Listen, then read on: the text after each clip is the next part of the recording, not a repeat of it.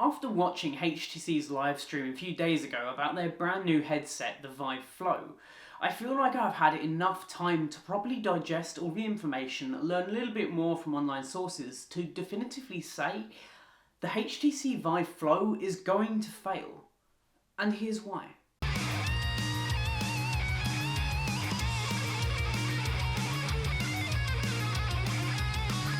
For starters, this thing is not cheap. Pre-orders actually opened a couple of days ago here in the UK and they're hoping to ship by mid to end of November. My issue here is the start price at £499. That is a lot of money considering its competition, such as the Oculus Quest 2, actually starts at just $299 and $399 if you want the more expensive model. That is significantly cheaper, and as you'll actually learn throughout this video, the HTC headset does significantly less for that money. Let's touch on the use case of this thing, because HTC didn't actually design this headset to play the biggest and best AAA VR titles on the market. Instead, they built this thing for entertainment and mindfulness and well-being.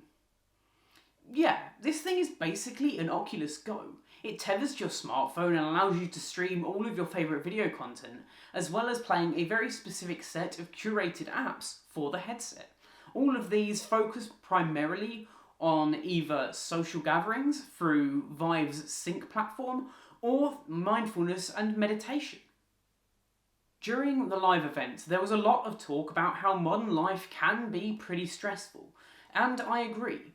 Since I started working from home just behind me here, I've actually found it really hard to just switch off. So needing some me time is more important than ever. But I do begin to question why we need a headset for this kind of application. It's just as easy and probably more useful to me to be able to go and sit out on my balcony, listen to the cars and the world going by. I regularly do this. Just sit out there with a cup of coffee and stick on maybe even a Headspace podcast.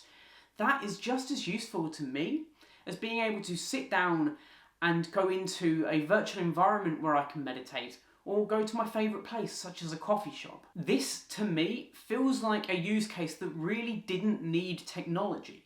We don't need to have this thing strapped to our face in order to switch off and meditate. It is probably better for us and our mind to be able to just sit there in the real world as opposed to creating this virtual environment around us. Also, realistically, who actually asked for this? Who said, hey, I need this virtual digital space in order to meditate properly? Nobody. And I really think it's been over-engineered. Okay, let's talk about our next issue, and that is the looks. Let's just skim over the whole problem that HTC were actually photoshopping all of their images of people wearing this headset. That's a whole different debacle.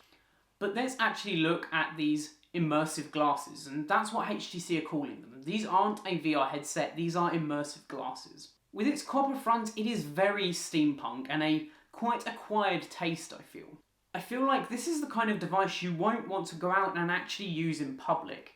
And that's an issue, because this was the main use case for this headset.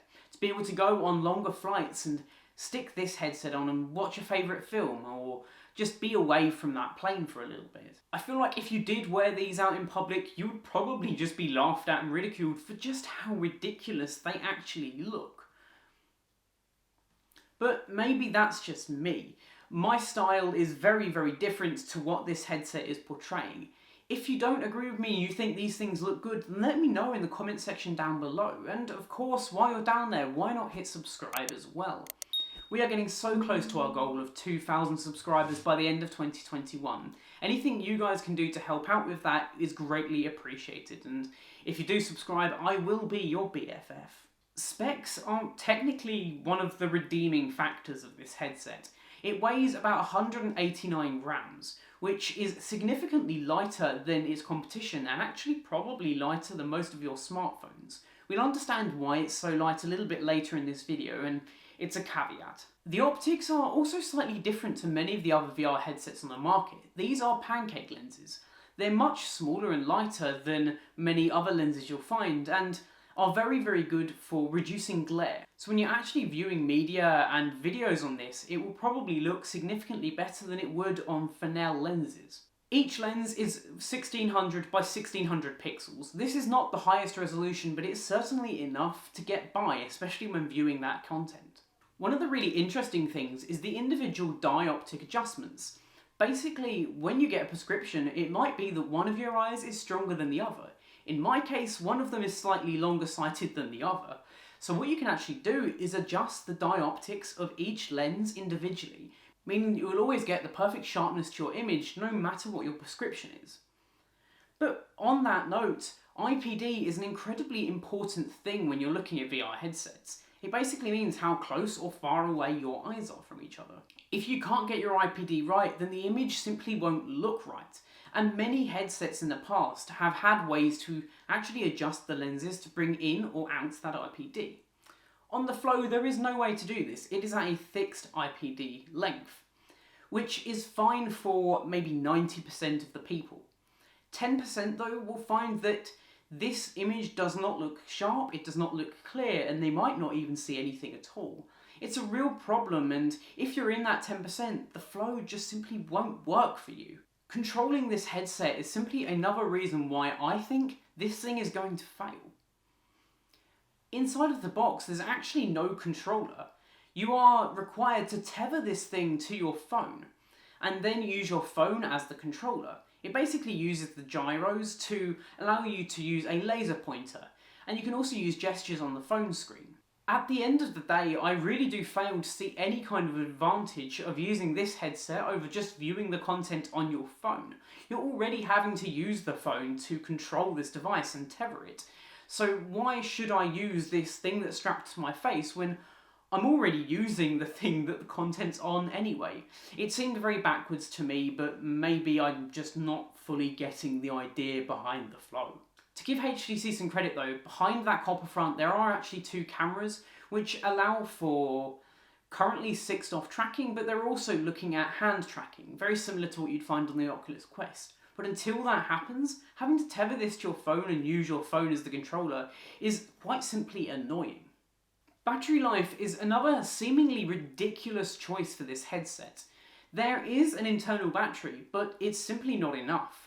All it is there to do is keep the headset on while you're switching between external batteries.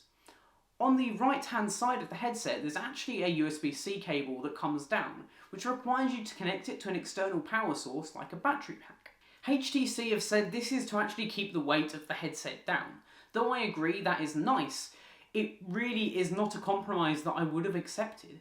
I would have actually been happier to have a little bit more weight in that headset and have a substantial battery built in, without me having to carry around both the headset and, quite frankly, a bulky Powersburg brick. Especially for £499, not getting any kind of significant battery just seems ridiculous to me. And the single biggest reason why I think the Flow is going to fail? I told you this thing tethers to your smartphones. Well, it actually only tethers to one kind of smartphone, the Android device. They've caught out a massive audience by not supporting iOS devices or laptops or anything like that. And there's actually no plan to do so in the future as well, says HTC. Call me a skeptic, but didn't we already have a device like this a few years ago with the Oculus Go? And does anyone remember what actually happened to that device?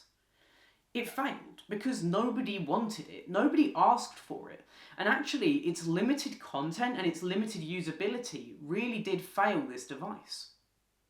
Although HTC is trying to target a brand new niche that no one's quite done before, it raises two questions in my mind. Number one, why has no one tried this niche before? I feel like it's because it's something that people simply haven't asked for or don't want or need. And number two, why this niche? Surely it would have been just as easy for HTC to turn around and say, hey, this thing allows you to cast content to it, and it's like being in your own personal cinema. That would have made more sense to me than trying the whole well-being thing, because I don't think it fits the design of this headset and the functionality of it. So, in short, I think this is an incredibly interesting concept, but I really do feel it's just going to go the same way as the Oculus Go. It's not going to be able to float in today's VR and XR community. Not enough people want a headset like this, and particularly for its designated niche, it's just not going to work, especially at that high price point. Anyway guys, what did you think of the Flow launch? Do you think I'm just being skeptical here, or do you think this thing is actually going to work and be an incredibly good headset? Let me know in the comment section down below, and of course, my name's been Robert, this has been Review Clue, and I will catch you in the next one. Adios.